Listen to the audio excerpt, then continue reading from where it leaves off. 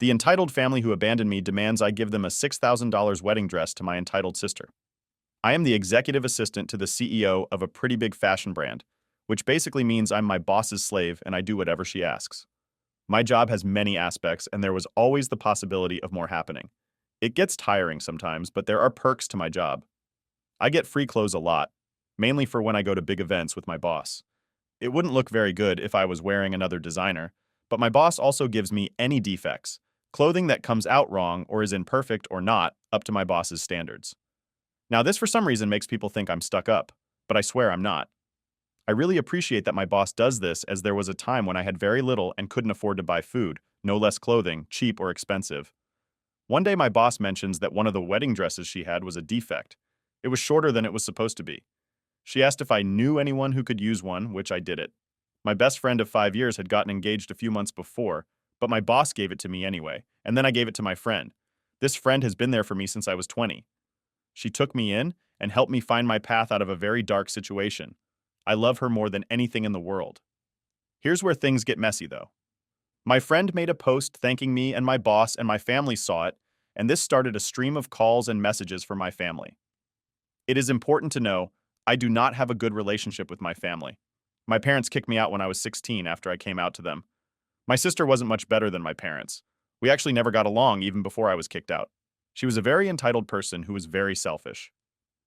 I struggled for a long time after that. Then I lived with my aunt until I was 18, which wasn't easy, as we had a little money. I ended up going to design school, getting an internship, and then got a job at my current company. It wasn't until my family found out that I was making good money and working for a multi-million-dollar company. Did they suddenly want to come back to my life, which I allowed to avoid drama? Basically, my mom and sister called and demanded to know why I gave the dress to my friend and not to my sister. Apparently, she was getting married.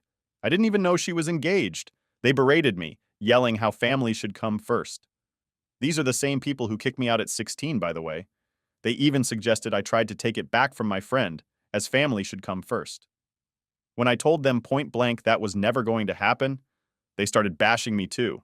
Extended family. Extended family who also started messaging me and insulting me. My sister even tried to call my boss to complain, which is just not right. Update: a little more positive news. My friend texted me today saying her and her friend made a pact to use the wedding dress. 3 out of 5 of them are already engaged. I think that's sweet. P.S. I know her girlfriends very well, and they are all wonderful ladies. Update 2. Got a few messages asking if people can use this for a video. You don't need to ask. Feel free to use it. If you do, post the video and let me know so I can check it out. Well, thank goodness they gave us permission. You can't see me, but I'm winking right now. But I feel like the person making this post has done pretty much everything right. I feel like for any reason, if your family kicks you out at 16, you're kind of entitled not to like them or want to talk to them, and on their side. The "oh, family means more than anything" excuse doesn't really work because you kicked your child out at 16, so you know they suck. Anyway, let's continue. Update 1. Entitled Mother Who Abandoned Me Demands a $12,000 wedding dress for my sister. Well, last night, my entitled family struck again. Last night, I got a call from my mother. At this point, I haven't spoken to my family since the previous incident. This is the conversation we had. By the way, I'm going to act this one out because I have to have fun with it. Me? Hello, Mom. Hello, Dax. Mom, what is it now? A little rude, I know, but it has gotten to the point. I cannot even pretend to be nice with them. Your sister is still upset about the dress. Well, she needs to get over it. I gave the dress to Megan. It belongs to Megan. Plain and simple. I know. Really? She accepts she's not getting the dress. Okay, good. Me and your sister came up with a way to make it up to her, though. What? Since you didn't give her the other dress, we thought you could get her another one. I can't do that. Why not? You got one for that friend of yours? I did not get one for her. My boss gave me a defect dress and told me I could give it to someone I knew who needed it. Your sister doesn't want a defect. She needs a perfect dress. Are you kidding me? Now she says she wants the one you posted on your Instagram the other day. That dress cost $12,000. That will be perfect. Seriously, you expect me to give you guys a $12,000 dress? Are you high? You do not speak to your mother that way. You're ridiculous. She is your sister. Do you not have respect for your family? Respect? Seriously? You kicked me out when I was 16. That was a long time ago. And we are talking about your sister, not me. Yeah, my sister. The one who calls me her brother slurs when I'm not around. I am not getting her a dress from work, and that is final. Fine. But the least you can do is help her buy one. Are you kidding me? At this point? I hung up. She called back a few times, but I just started ignoring them. I really considered cutting them off again. This is getting ridiculous. Well, one, that was fun to act out, but two, I'm sure that was not fun to live out because this mom is delusional and the sister is delusional. I cannot imagine having to suffer just talking to my own parents. Like, God, that sucks. But yeah, let's continue. Final update entitled, Sister tried to attack me because I wouldn't give her a $6,000/$12,000 dress. May 4th, 2021. I posted a few more stories as well, but had to delete them to protect myself because things got serious fast, and I had to take minor legal action against my parents and major legal action against my sister. The legal action took a lot out of me, so I stopped posting about it, even though I said I would.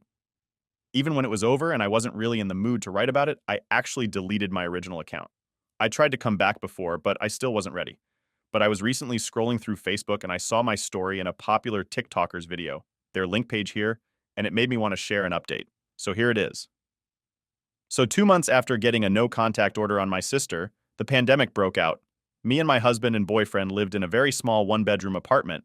So before it got bad, we moved out to his parents' farm as they had a huge farmhouse with plenty of room. I cannot tell you how happy I was.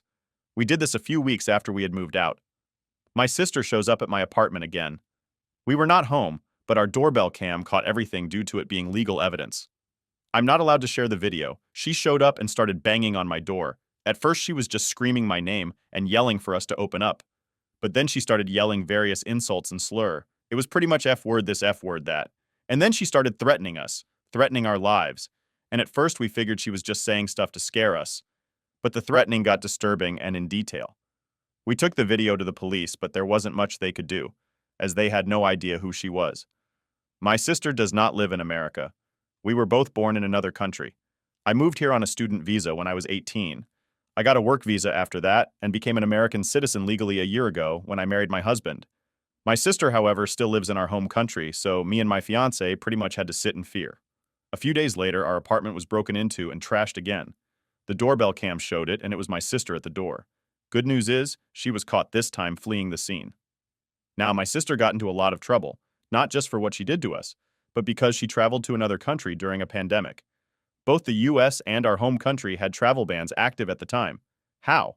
My sister found a way around it. I have no idea. My sister spent a month here in the States as they decided what to do with her, but they ultimately decided to send her home to be dealt with there, which sadly means I have no clue what her charges are. I haven't gotten any message from my parents or my sister, likely because they don't want to personally mix the pot. My sister is facing some serious charges back home, but I have gotten a lot of hate from my other family members telling me it's my fault for what happened to my sister. So yeah, there you go. Not really too exciting, but I felt the need to update. Not too exciting. What? Holy crap, that's like season finale stuff.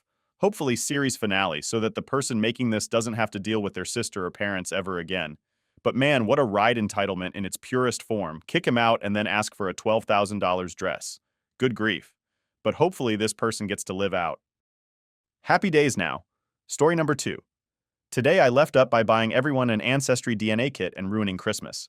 Earlier this year, Ancestry DNA had a sale on their kit. I thought it would be a great gift idea, so I bought 6 of them for Christmas presents.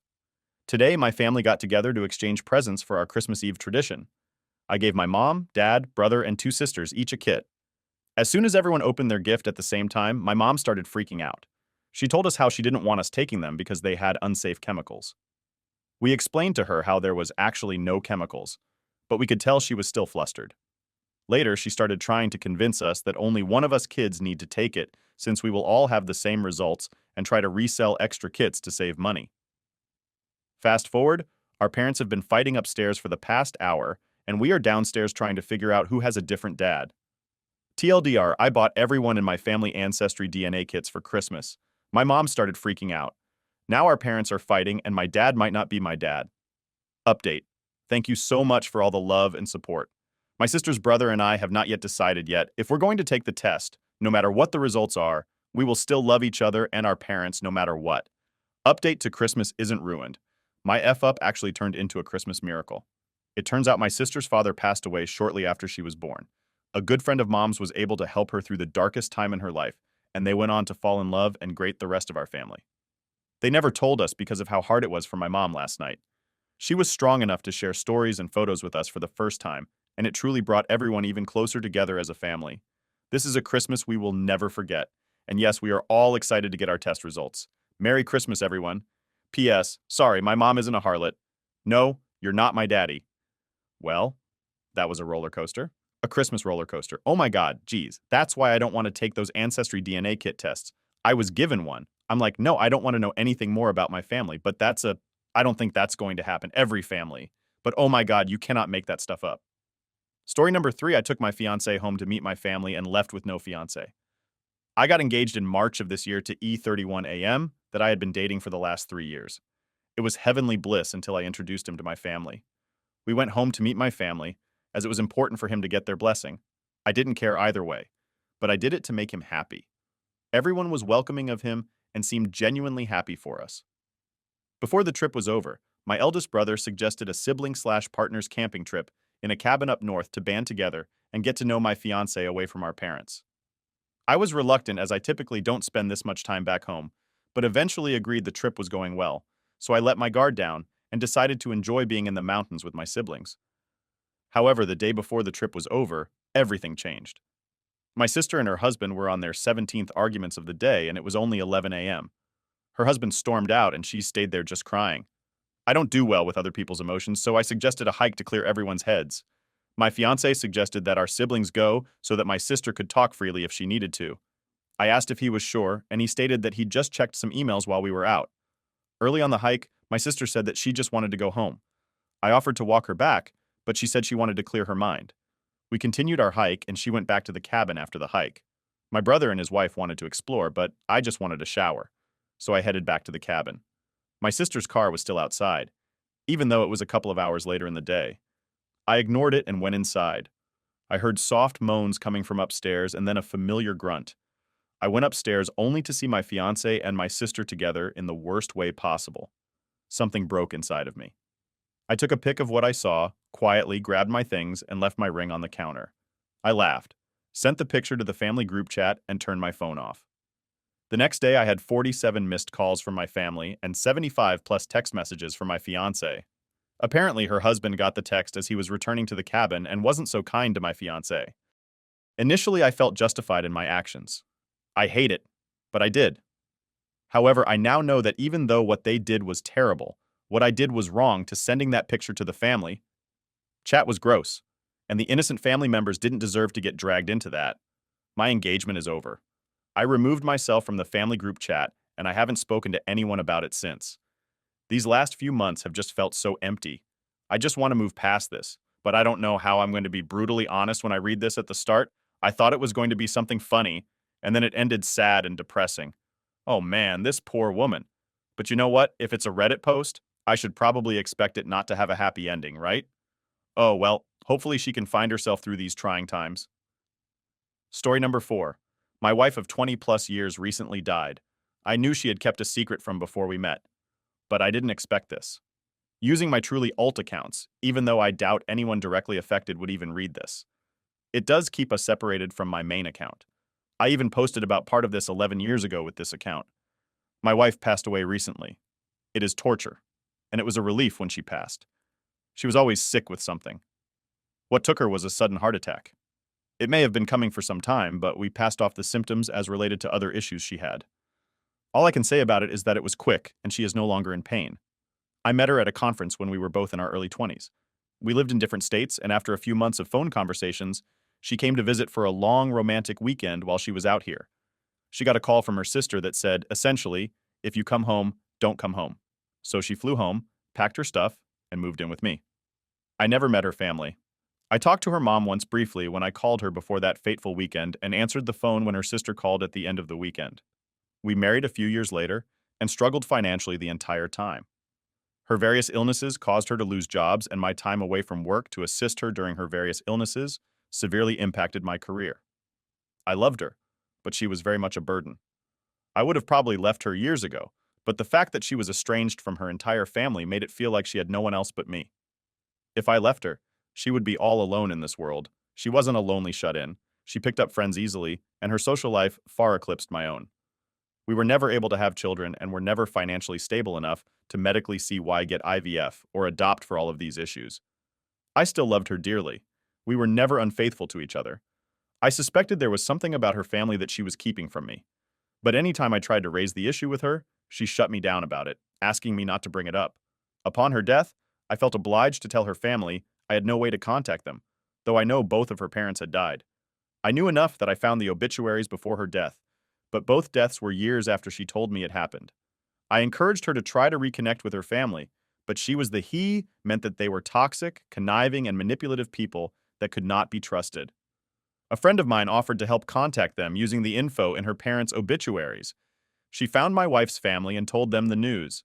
They talked to her and dropped a bombshell on her. My wife had a son. He's in his late 20s, so he was probably a toddler when I met her. She never mentioned him to me the entire time we were together. All I know is a name and that he was raised by her parents. I am talking to one of her sisters tomorrow morning to find out all the details. I am torn because this is clearly a chapter of her life. She never wanted me to know for whatever reason. It also doesn't seem like something a woman so loving and generous of her time with other people and children would do. Perhaps there are circumstances around the child's birth that were why she walked away. I may never know why she did this, but I am conflicted about how I feel about it. I will also take what is said by her family with a grain of salt, in case they are as awful as she always made them out to be. I'm mourning the death of my life partner, and I found out she was not the person I thought she was. Update. I got off the phone with my wife's sister and found out a lot about her family. It was a train wreck. Generations of at least verbal, mental, and physical abuse by parents and grandparents going back probably for at least a century. Add to that mental illness, including bipolar disorder, multiple personality disorder, and paranoid schizophrenia. It was definitely a good thing that she got out. And what about the son? He does not know yet. He hasn't spoken to his sister in years. Family train wreck. But she can contact him. The sister has some medical issues she's dealing with, including surgery, which is scheduled for right around the same time as the funeral. And we will tell him when she is in about a month or so will be better. We shall see. She never told anyone who the father was. She had him at age 19. She got pregnant. Her freshman year of college. She had mentioned to me that she had gotten sexually assaulted her freshman year. They were both drunk and started making out. She wanted to stop, and he continued. She apparently reported it to the school, and it was determined to be consensual. I don't know if the sexual assault is what produced the baby, if it had nothing to do with this, or if she decided it was after the fact to cope with the unwanted pregnancy. I know not believing a woman who claims sexual assault is a bad thing. This was 25 to 30 years ago. So yes, there is a distinct possibility that he has a sexual assault baby. The family is very religious, so abortion was probably off the table. We had a pregnancy scare early on, and while my wife was fiercely pro-choice, she said she would never have an abortion. An adoption was arranged, but my wife's back out at the last minute. My wife apparently left him with her parents somewhere between the ages of 1 and 3. I heard one story from the sister, but from what I know of her history, the child would have been a little more than 2 years old when I met her. She was living with her parents when I first met her and going to college nearby. So the kid had to have been in the house with her when he was 5. His grandparents officially adopted him. They tried to reach out to my wife and she would hang up on them. A certified letter came back undelivered. It apparently took a year for the process to complete because of my wife's non-cooperation. We were probably married by this time, but I was clueless. The son was told she abandoned him when he was 14. I don't know what he was told before that he did not take it well.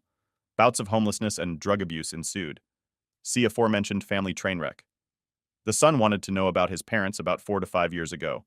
The sister reached out via phone and Facebook Messenger. My wife hung up on them and blocked them.